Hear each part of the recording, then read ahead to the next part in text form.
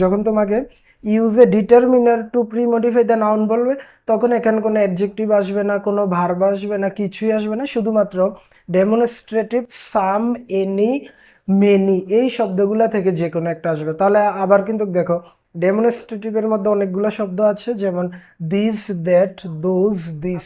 এই চারটা হচ্ছে একাদশ ও দ্বাদশ শ্রেণীর ইংরেজি দ্বিতীয় পত্রের একটা কমন একটা টপিকটার নাম হচ্ছে মডিফায়ার্স। তাহলে দেখো মডিফায়ার্সটা আসলে কি, আমরা প্রায় সময় শুনি যে একটা বাইককে মডিফাই করা হয়েছে। তাহলে মডিফাই এখানে বলতে বোঝায় যে কোনো একটা বাইকের মধ্যে নতুন করে কোনো কিছু যুক্ত করা। তো মডিফায়ার্সটা হচ্ছে এইরকম যে তোমাকে একটা বাক্য দেওয়া থাকবে, এই বাক্যের ওই ওয়ার্ডটির পূর্বে নতুন করে তোমাকে একটা ওয়ার্ড বসাতে হবে, আর নতুন ওয়ার্ডটি বসিয়ে মূলত বাক্যটাকে একটা সম্পূর্ণ করতে হবে। তাহলে এই মডিফায়ার্স করতে আমাকে যে জিনিসগুলো পূর্বে একটু ধারণা রাখতে হবে সেটা হচ্ছে যে দেখো, মডিফায়ার উইথ নাউন, এটা হচ্ছে মূলত নাউনের সাথে সম্পর্কিত।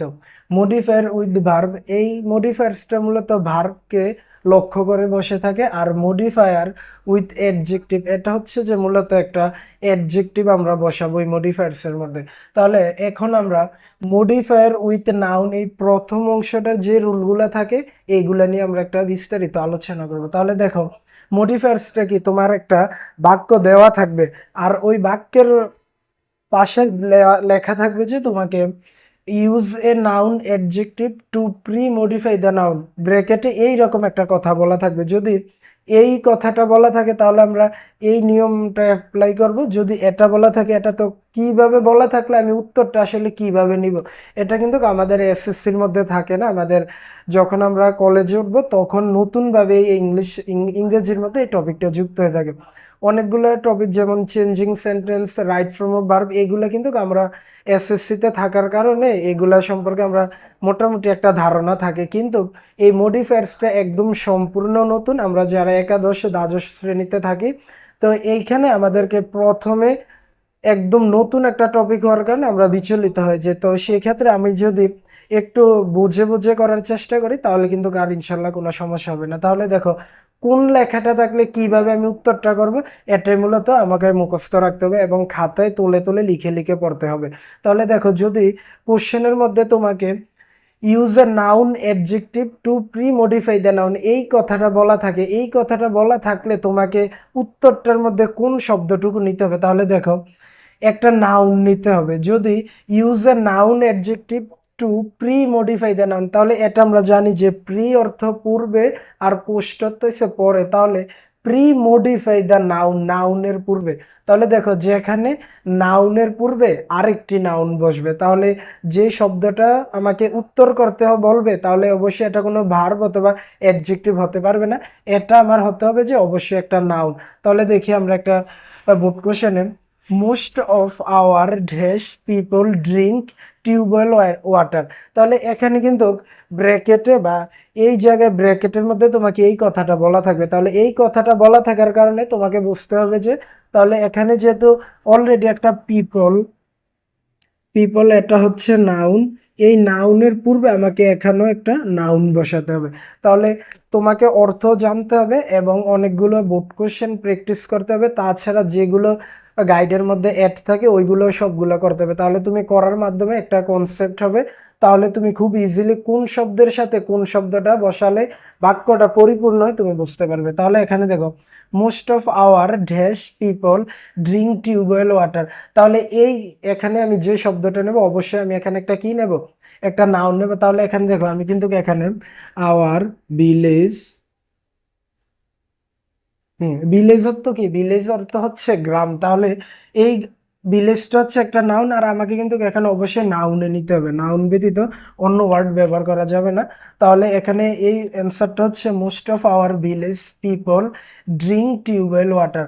কখন আমরা নাউন ইউজ করব, যদি ব্র্যাকেটে বলা থাকে use a noun adjective to premodify the noun, এটা বলা থাকলে আমরা ওই গ্যাপের মধ্যে একটা নাউন ইউজ করবো। তাহলে দুই নাম্বারটা দেখো কি, প্রি মডিফাই দ্য নাউন অথবা use adjective pre modify the noun. তাহলে দেখো ইউজ এখানে ব্যবহার করতে বলা হয়েছে একটা অ্যাডজেক্টিভ যেটা প্রি মডিফাই দ্য নাউন, নাউনের পূর্বে, তাহলে আমরা নাউনের পূর্বে একটা অ্যাডজেক্টিভ বসিয়ে দেব।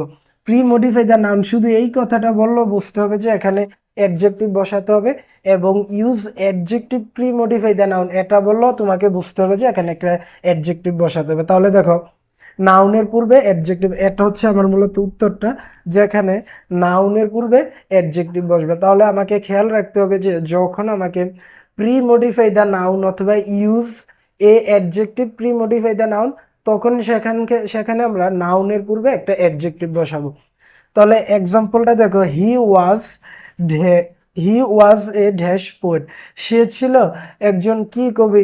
তাহলে ফেমাসও ইউজ করতে পারে, যে বিখ্যাত, আর ফেমাসটা হচ্ছে কি, এখানে তুমি দুইটাই ইউজ করতে পারো, গ্রেটও দিতে পারবে, গ্রেট অথবা ফেমাস। তাহলে আমরা ফেমাসটা ব্যবহার করবো, ফেমাস অর্থ হচ্ছে বিখ্যাত, তাহলে এটা আমরা বাদ দিয়ে দিই। তাহলে এখানে অথবা বিখ্যাত একটা কবি, এছাড়াও তুমি এখানে বাক্যের সাথে মিলে আরো যে কোনো অন্যান্য অ্যাডজেক্টিভ গুলো কিন্তু বসাতে পারবে। আমাকে খেয়াল রাখতে হবে যে কোন ক্ষেত্রে আমি এখন এখানে অ্যাডজেক্টিভ বসাবো আর কখন আমরা নাউন বসাবো। অ্যাডজেক্টিভটা বসাবো প্রি মডিফাই দ্য নাউন বললে, অথবা use a adjective to premodify the noun. আর কখন আমরা নাউন বসাবো, নাউন বসাবো যে ইউজ এ নাউন অ্যাডজেক্টিভ অথবা to premodify the noun, তাহলে সেই ক্ষেত্রে আমরা নাউন বসাবো। আর শুধুমাত্র প্রি মডিফাই দ্য নাউন বললে এখানে আমরা নাউন বসাবো, অ্যাডজেক্টিভ বসাবো, অথবা শুধুমাত্র যদি বলা থাকে use adjective pre modify the noun, সেখানে আমরা একটা অ্যাডজেক্টিভ বসাবো। এটা বললে আমরা একটা নাউন বসাবো, আর প্রি মডিফাই দ্য নাউন বললে আমরা এখানে অ্যাডজেক্টিভ বসাবো। তাহলে 3 নম্বর এটা দেখো কি, use an appositive to postmodify the noun. এখানে পোস্ট, প্রি অর্থ হচ্ছে পূর্বে, কার পূর্বে, নাউনের পূর্বে, আর যেহেতু এখানে পোস্ট মডিফাই দ্য নাউন বলেছে, সেক্ষেত্রে আমরা নাউনের পরে বসিয়ে দেবো। তাহলে এখানে দেখো শুরুতে একটা সাবজেক্ট থাকবে, তারপর কমা থাকবে, তারপর নাউন অথবা নাউন ফ্রেজ প্লাস কমা থাকবে, তারপরে যে অংশটুকু থাকবে। তাহলে দেখো এখানে এই নজরুলটা হচ্ছে একটা সাবজেক্ট, তারপরে এখানে দেখো কমা, এবার এখানে আমাকে একটা নাউন অথবা নাউন ফ্রেজ বসাতে হবে, তারপরে এটা হচ্ছে কমা, আর এটা হচ্ছে বাকি অংশ। তাহলে Nazrul comma dash comma on the attention of everyone, আরো তারপরে বাকি অংশটুকু রয়েছে, এটা হচ্ছে যে একটা বোর্ড কোশ্চেন।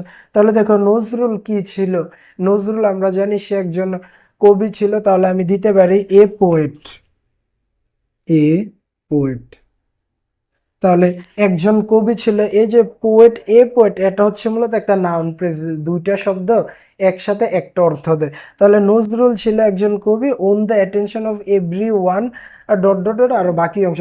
যে এখানে আমরা মূলত দেখো কি, দুই কমার মাঝে আমরা সাবজেক্টের একটা পরিচয় দেবে। তাহলে এখানে দেখো যেহেতু এখানে নজরুল রয়েছে, সেই ক্ষেত্রে আমরা এখানে নজরুলকে আমরা কি নামে চিনি, সে একজন কবি, তাহলে এ পোয়েট আমরা বসিয়ে দিয়েছি। তো কোন ক্ষেত্রে আমরা তার সাবজেক্টের একটা পরিচয় বসাবো, সেটা হচ্ছে যে যখন use an appositive to postmodify the noun এটা বলবে। তাহলে আমি আবার দেখো 3টা রুল নিয়ে আলোচনা করছি। তাহলে যদি use a adjective to premodify the noun বলে, তখন সেই ক্ষেত্রে আমরা একটা নাউনের পূর্বে নাউন বসাবো। আর যদি প্রি মডিফাই দ্য নাউন অথবা use a adjective to premodify the noun বলে, সেক্ষেত্রে আমরা একটা অ্যাডজেক্টিভ বসাবো। আর ইউজ এন অ্যাপোজিটিভ বললে আমরা বোঝাবো যে সাবজেক্টের একটা পরিচয়।